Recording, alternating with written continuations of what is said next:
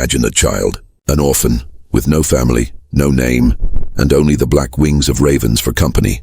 A child who never laughed, never played, and spoke only when the sky filled with birds. And when he did, his words froze the blood of everyone who heard them, because this boy could predict death. He whispered of those who would not see another harvest, pointed to men who would not survive the river, and named souls whose final breath was only days away. And each time he was never wrong. But was he cursed? Was he gifted? Or was he something far darker? Something that walked hand in hand with death itself? This is the story of the child who spoke to ravens. The villagers first noticed him when he was no taller than the fence posts that lined the muddy road. A pale, wide-eyed boy with hair like uncombed straw and a stare too heavy for his small frame. He never cried, never laughed, and spoke only when the black-feathered birds circled above the fields. To them he whispered secrets. To them he seemed to belong. He was an orphan, left at the edge of the forest when he could barely walk. Some said his parents had abandoned him out of shame. Others swore he was born on a stormy night when lightning struck the chapel roof, a cursed child. The monks who tried to take him in claimed he refused food for days until the ravens brought scraps of bread and berries, dropping them at his feet. From that moment the villagers whispered a name, the crow's son. For years he wandered freely, never attaching himself to hearth or home. His clothes were little more than rags, patched by charitable hands and torn again by the wild thickets. Yet despite his frail appearance, he was never truly hungry, never bitten by frost, never lost in the woods. The ravens always watched, always followed, always fed him. Then the strange thing began. It started with the blacksmith's wife. She was young and healthy, with cheeks still flushed from the forge's heat when the boy stopped outside her door. He pointed a thin finger to the sky where two ravens circled in silence. "She will not see the next harvest," he whispered. Everyone laughed, shaking their heads at the orphan's strange words. But weeks later, fever gripped her body, and by autumn she lay in the ground beneath the churchyard yew. The villagers muttered that it was coincidence. Yet when the miller's old father died only days after the boy was seen whispering to the birds near his window, fear grew. And when the boy predicted the drowning of a fisherman on the river, the man's body pulled ashore the very next morning, fear turned to dread. They began to avoid him. Mothers snatched their children indoors when he passed, and old women made the sign of the cross as though to ward off evil. But no one dared chase him away. He never cursed, never raised his hand, and the ravens that followed him seemed to guard him like soldiers on black wings. The boy himself seemed indifferent to their fear. He rarely spoke except to the birds, yet in his silence there was a kind of sorrow, as though he carried burdens far too heavy for his small shoulders. And when he stared at someone too long, their breath quickened, their hands shook, and their eyes darted nervously to the sky. The villagers told themselves they could endure his presence, that his predictions, though terrifying, were only warnings carried on the wings of fate. But deep down, each of them wondered, how could a child know when death was coming? And why did the ravens always listen? It was the winter of the great frost when the whispers grew louder. The river froze over and families huddled in their cottages with little to eat. Smoke rose from every chimney, but warmth was scarce, and hunger stalked the streets like a wolf. In those hard months, the boy was seen more often, a small figure moving through the snow with bare feet that somehow never bled. Wherever he appeared, ravens perched on rooftops, fence posts, even on the shoulders of the dying. The people began to say he was not merely predicting death, he was summoning it. One night, the village bell tolled before dawn. A farmer's eldest son had collapsed in his sleep, his body stiff and cold by morning. The grieving family swore the orphan had been seen the evening before, standing near their barn, whispering into the night sky while black wings rustled overhead. That was the night the villagers gathered in the tavern, their faces drawn and pale in the candlelight. Some shouted that he must be cast out, driven into the forest where he belonged. Others warned that to harm him would anger the birds, who might carry misfortune upon their wings. An old widow, bent with age, spoke what none dared to say aloud. The boy carries death in his eyes. He does not choose who dies, he only knows. And the knowing is worse than the dying. The room fell silent. From that night forward, the villagers began to fear not only the boy, but the silence of the sky. Whenever ravens gathered, people locked their doors, whispering prayers that the child would not come knocking. Children were warned to keep away from him, though some, curious and braver than their parents, followed him at a distance. They claimed he spoke to the ravens in a tongue no one could understand, and the birds answered with croaks that seemed more like words than cries. One girl, bold enough to speak with him, asked how he knew when someone's life was about to end. The boy's pale eyes fixed on her, and for a long moment he said nothing. Then in a voice no louder than a breath, he answered, "I hear the flutter before the silence." The girl did not understand, but the words spread like wildfire, adding to his legend. As winter deepened, so did the sense of dread. No one wanted to admit it, but the boy's predictions were never wrong, and with each passing death, the village sank further into unease, as though death itself had taken residence among them. But fate, cruel and relentless, was not finished with the boy or the village. For one bitter night, beneath a full moon, the ravens gathered in numbers greater than anyone had ever seen. They covered the church roof, the trees, the very ground itself, cawing into the frozen air, and at the center of it all the child stood waiting, silent, barefoot in the snow. That night of the great gathering was never forgotten. Even the oldest among them, who had lived through plague and famine, swore they had never seen so many birds in one place. The church roof sagged beneath their weight, branches bent and cracked, and the air itself trembled with the thunder of wings. The villagers huddled in their homes, peering through cracks in their shutters, terrified of what the omen meant. Only the boy stood unafraid, his thin form silhouetted against the snow, his hair whipping in the wind. He raised his arms and the ravens fell silent all at once, a silence so sudden, so complete, it made the villagers' blood run cold. And then he spoke, not to them, but to the birds.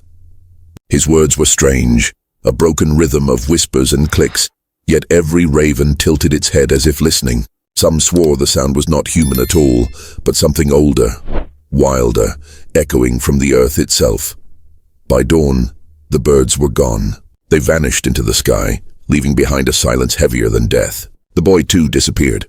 His footprints led into the forest, and though hunters searched, they found no sign of him. For 3 days the village breathed easier. For 3 days they thought perhaps the curse had lifted. But on the 4th day, the church bell tolled again. The priest, old, kind, beloved, was found lifeless at the altar. His hands folded as if in prayer. A single raven feather lay on his chest. Panic consumed the town. Some claimed the boy had sacrificed the priest. Others whispered that death had claimed him because he dared shelter the child too often, giving him bread when others turned him away. Either way, the message was clear. The boy's return had marked the priest's end.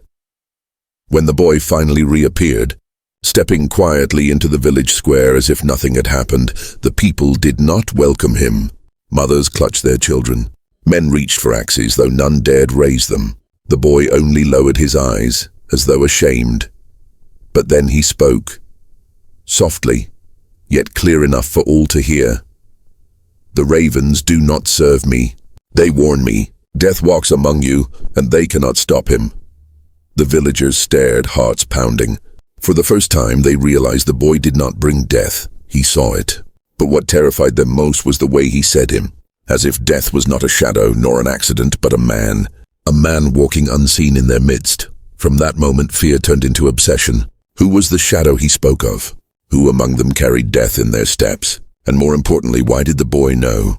The village could not rest after the boy's warning. Every face became suspect. Every shadow seemed longer than before. People whispered in corners, pointing fingers at neighbors they had known all their lives. Men began carrying knives even to fetch water, and women barred their doors as if a murderer prowled the streets. Yet through it all, the boy remained calm, moving as if guided by an unseen hand. The ravens followed him closely now, not drifting on the edges of rooftops, but circling directly above his head. Some villagers claimed his eyes were darker than before, as though reflecting the wings that never left him. On the 7th night after the priest's death, the boy appeared at the tavern, where the men of the village gathered. The room fell silent when he entered. No one spoke. He raised his hand and pointed to the far corner. "There," he whispered. He walks with him. Every head turned. In the shadows sat the merchant, a man who had traveled often beyond the valley and returned only weeks ago. His skin was pale, his eyes heavy-lidded, and a strange cough rattled in his chest. He rose in anger at the boy's accusation, shouting that the orphan was a devil, a liar, a curse upon them all. But as he shouted, a raven crashed through the tavern's chimney, scattering soot and sparks. The bird landed on the merchant's shoulder, digging its talons into his coat. His face drained of color. Within hours, fever took him, and by dawn he was dead. The boy's words had proven true again, yet instead of gratitude, fear turned to fury. If he could see death before it came, why did he not stop it? Why warn only after it was too late? Mothers wept, fathers cursed, and some demanded he be banished into the wild forever. But before they could act, the boy spoke once more. His voice was low, steady, carrying through the night air like the toll of a bell. "You do not understand. He is not finished. The shadow that walks is not only for one man, it hunts for many, and now it hunts for you." The villagers recoiled, but the boy's pale face showed no fear, only sorrow. He turned and stepped into the square where dozens of ravens waited on the rooftops. Their eyes glimmered red in the torchlight, and when the boy raised his hand, they lifted in unison, blotting out the stars. Above the chaos, the boy's voice drifted. "You cannot fight him. You can only listen when the wings warn you, for death is already here." The night after the merchant's death, the village no longer slept. Candles burned in every window, prayers mumbled over trembling lips. Yet none could shake the feeling that the shadow the boy had spoken of was still among them. The boy himself stood at the edge of the forest, the ravens circling low above his head. His face was pale, his eyes hollow, as though each prediction stole a piece of his soul. Some villagers, driven by fear, followed him there, demanding answers. "Who is he?" one man shouted. "This shadow that walks, where is he now?" The boy turned slowly. His lips moved, but before he could speak, the ravens shrieked as one. The sound cut through the night like a blade, making every heart shudder. And then from the trees a figure appeared. At first they thought it was a man.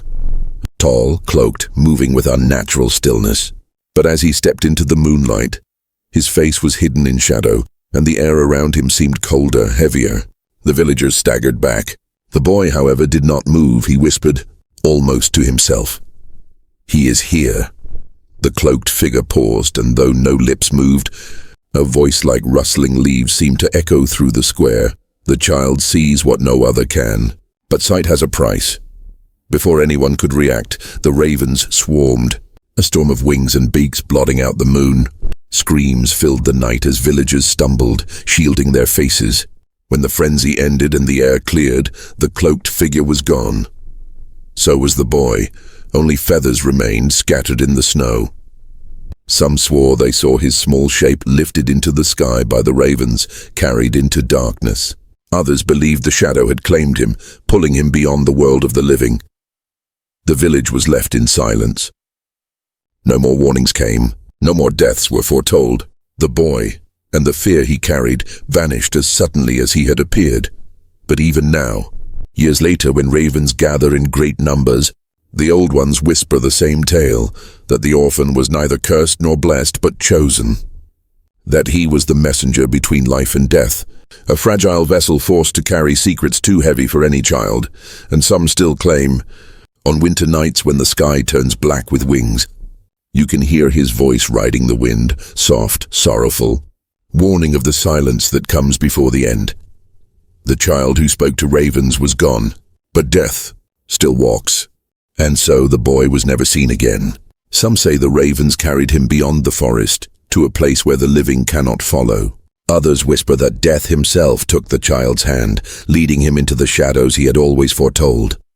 But one truth remains: the village never forgot him. To this day, when black wings gather above a lonely road or circle over an empty field, people fall silent. For in the cry of the raven they hear his warning. The voice of the child who knew when death was coming. Perhaps he was cursed. Perhaps he was chosen. Or perhaps he was never truly a child at all. The story is finished, but the question lingers: when the ravens call, who will they come for next?